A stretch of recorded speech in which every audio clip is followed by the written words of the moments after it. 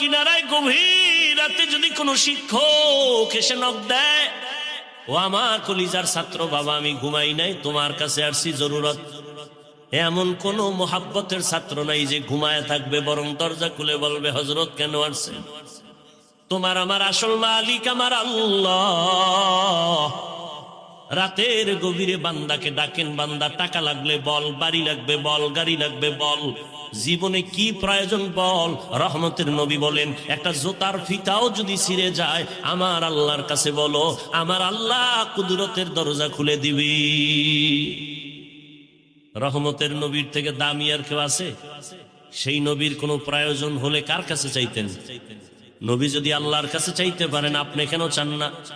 নবী বলেন, ইজা সাআলতা ফাসআলিল্লাহ ওয়া ইজা ইসতাআনতা ফাসতাইন বিল্লাহ। কিছু যদি চাইতে হয় আমার আল্লাহর কাছে চাও, দুনিয়ার কারো কাছে চাইবা না, কারণ দুনিয়ার সবাই ফকির, আমার আল্লাহ হলেন ধনী। আমার আল্লাহ কি? আমার আল্লাহ শুধু ধনী না, আমার আল্লাহ প্রশংসিত ধনী।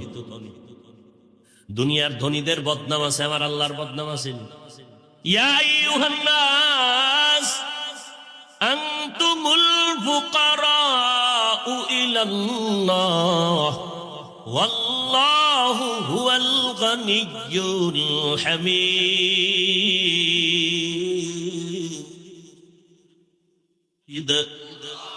गर तवक्कुल मी कुनी हार सुबह शाम, मेरा सानत रस्ते तू अज़ला मकाम, जुज़्बा हक़ ची ज़े मखाज इंसुजा, फज़ले उआ मस्ते दर जुमला जहा।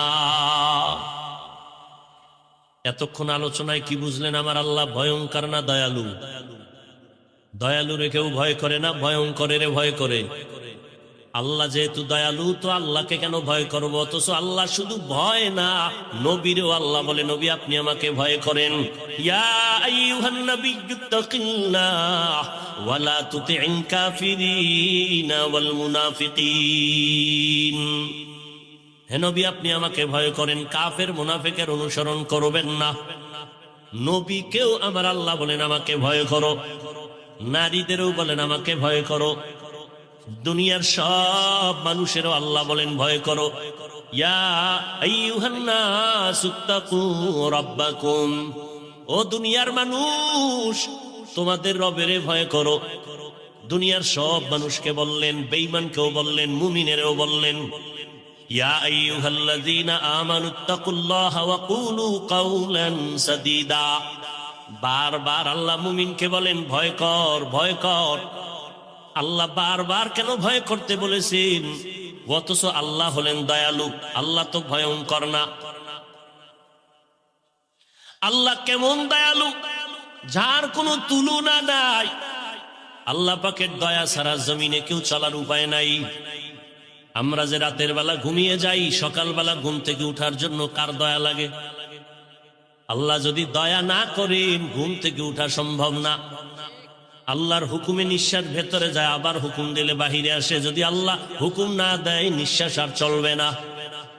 হসপিটালের মধ্যে রুগীর নিয়ে নাকের মধ্যে অক্সিজেনের পাইপ লাগায় রাখছে, আইসিইউতে ঢুকাইছে, মিনিটে মিনিটে বিল উঠে। 1 ঘন্টা আইসিইউতে ঢুকলা এত টাকা, 2 ঘন্টা এত টাকা। অক্সিজেন না থাকলে বাঁচবে না। কিন্তু দেখছেন নি, চোখে দেখা গেল পাইপ লাগানো, কিন্তু আমরা যে হাঁটা চলা করি, চলাফেরা করি, এর মধ্যে 1 সেকেন্ডে আমার মাওলার অক্সিজেন বন্ধ আসেনি। আল্লাহরে কয় টাকা বিল দিয়েছেন? 24টা ঘন্টা ঘুমাইয়া আছেন, সেখানে অক্সিজেন লাগে না? কথা বলেন না কেন? তাহলে পাইপ ছাড়া আল্লাহ পাক টোটাল একটা আইসিইউর মধ্যে আমাদের রাখছেন। 5 মিনিট যদি অক্সিজেন বন্ধ হয়ে যায়, বান্দা আর বেঁচে থাকার কোনো উপায় নাই। আল্লাহ কয় হসপিটালে ঢুকিয়া, আইসিইউর মধ্যে ঢুকিয়া লক্ষ লক্ষ টাকা অক্সিজেনের বিল দাও। আমি আল্লাহ তোরে 24 ঘন্টা অক্সিজেনের মাঝে রাখছি, কয় টাকা বিল দিছো? দিছেন 1 টাকাও? আল্লাহ বলে বিল লাগবে না, বরং তোর কল্যাণে তুই 5 ওয়াক্ত নামাজ আদায় কর, মা বাবার খেদমত কর, ওলামায়ে কেরামের পরামর্শ নিয়ে চল, আমার হুকুম মেনে গুনাহ থেকে নিজেরে বাঁচায় চল।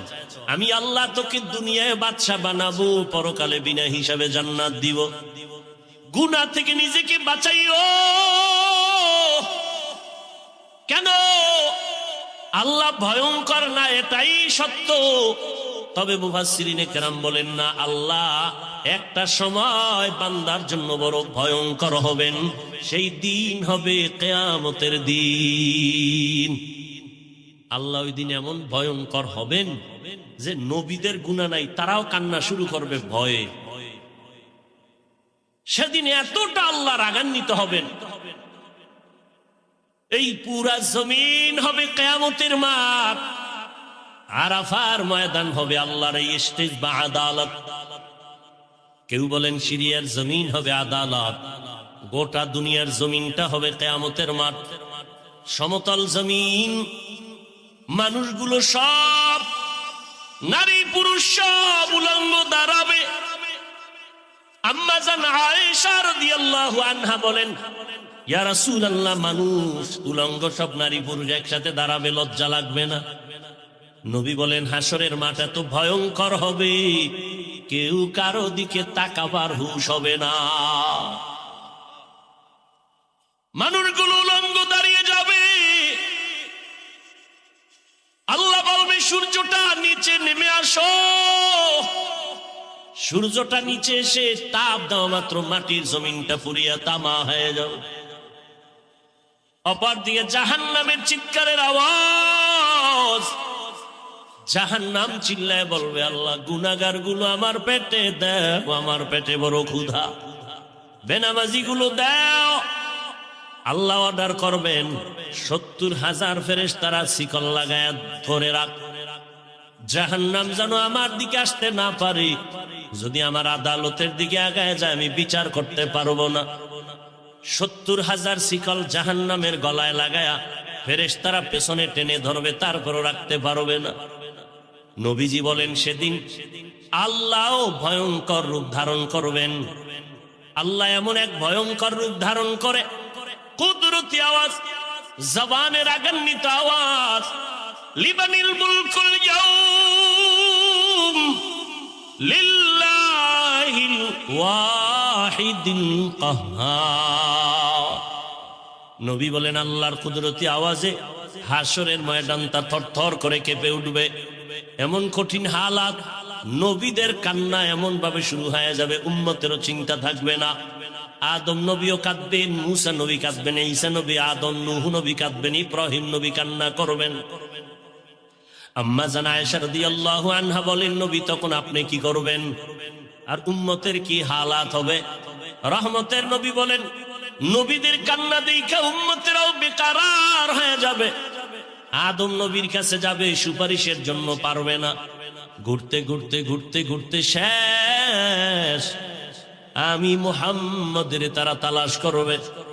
হাসরের ময়দানে নবী আপনাকে উম্মতেরা কোথায় পাবে? নবী বলেন, আমি আমার রবের সামনে মাকামে মাহমুদের মধ্যে সিজদায় পড়ে আমিও কান্না শুরু করব। সব নবীদের কান্না, নিজেদের চিন্তা, একমাত্র আমি রহমতের নবী মালিকের কুদরতে মাকামে মাহমুদে সিজদায় পড়ে কাঁদবো। আর আমি আমার নিজের ব্যাপারে একটা কথাও বলবো না, আমি বারবার কান্না করব আর বলবো, আমার উম্মত, আমার উম্মত, আমার উম্মত। তুকু যাও সুন্নতি আহমদ কুজা বা মোহাম্মদ কৈবুয়ত নিসবত তোরা মান আহাব্বা সুন্নতি কৌলে রসুল মজদায়ে কানা মাই হাম কুন কবুল। আল্লাহ ভয়ঙ্কর হবেন হাসরের ময়দানে, ইনসাফের বিচার আল্লাহ ভয়ঙ্কর রূপ ধারণ করবেন। আল্লাহ যখন ভয়ঙ্কর রূপ ধারণ করে আওয়াজ দিবেন, হাসরের ময়দানটা থরথর করে কেঁপে উঠবে, কেউ কথা বলার সাহস পাবে না। ওই দিনটা বড় কঠিন। আম্মা জান আয়েশা রাদিয়াল্লাহু আনহা বলেন, আমি আয়েশা তো নবীর ঘরে 9 বছর বয়সে আমি আসছি। আমার যখন 18 বছর হয়, রহমতের নবী জমিন থেকে বিদায় নিয়ে গেলেন। আমি প্রায় সময় তাকায় দেখতাম মায়ার নবী আমার হুজরায় বসে গুনগুন করে মাঝে মাঝে কান্না করতে। আমি ভয় পেয়ে যাইতাম আমার মায়ার নবী কেন কাঁদে। মনে হয় আল্লাহ বেজার হয়ে গেল আমার উপর, আমি বোধহয় কোনো বেয়াদবি করেছি। আম্মা জান আয়েশা বলেন, মাঝে মাঝে আমি রহমতের নবীর কাছে গিয়ে আদবের সাথে বলতাম, নবী আপনি কেন কাঁদেন? আমি আয়েশা কোনো বেয়াদবি করেছি নাকি? নবী বলেন, ও আয়েশা তুমি বেয়াদবি করবা কেন? তুমি যে আমার ঘরে আসছো আমার সিদ্ধান্তে না, আমার রবের প্রস্তাবে তুমি আমার ঘরে চলে আসছো, তুমি আয়েশা বেয়াদবি করবা কেন? ও পর্দার আড়ালের আব্বা জানেরা বোনেরা, ও আমার কলিজার যুবক, পর্দার আড়ালের মা বোন ও বৃদ্ধ বাবাজি, রহমতের নবী কাঁদেন। আম্মা জান আয়েশা রাদিয়াল্লাহু আনহা বলেন, রহমতের নবী বলেন, ও আয়েশা আমার কান্নার কারণ, মাঝে মাঝে আমার কান্না আসে, আমি চোখের পানি ধরে রাখতে পারি না রে আয়েশা। দুইটা কথা আমার যখন মনে উঠে তখন আমার চোখের পানি পড়তে থাকে, আমি আমার চোখের পানি ধরে রাখতে পারি না, আমি গুনগুন করে কান্না করি। এই একটা বিষয় যখন আমার মনে পড়ে আমি অজর দ্বারায় কান্না করি। কারণ তুমি জানো না রে আয়েশা, তুমি আমার সুখের সময়ের বিবি, তুমি আমার জীবনের খবর জানো না, জীবনটা আমার কত দুঃখে কেটেছে। এই দুনিয়াতে আসি আমি একদিনও আমার বাবাকে বাবা বলে ডাক দিতে পারি নাই রে আয়েশা। আমার বাবার চেহারাটাও দেখতে পারি নাই, আমি এত বড় এতিম। ওই দুঃখের সময় তো তুমি আয়েশা জানো না, ছিলা না, আমার জীবনটা কেমন দুঃখে কেটেছে। ও আয়েশা জানো না, আমার 6 বছর বয়সে আমি আমার মাকেও হারায় অসহায় হয়ে গেছি। একটা সন্তান যখন বাবাকে হারায়, মায়ের কাছে আশ্রয় নেয়, মনের ব্যথা বলে। আবার যদি মাকে হারায় বাবার কাছে আশ্রয় নেয়। ও আয়েশা তুমি জানো না, আমি দুনিয়াতে আসিয়া বাবাকে পাইলাম না, 6 বছরে আমি মা হারা হয়ে গেলাম। আমার তখন মাথার ছায়া ছিল দাদা আব্দুল মুত্তালিব। ওই দাদার পাশে আমি ঘুমাইতাম, মাঝে মাঝে মা মা বলে চিৎকার দিতাম। আমার মায়ের আদর থেকেও আমি বঞ্চিত। 8 বছর বয়সে আমার দাদাকে আমি হারায় গেলাম। আমার এখন দাদাও নাই।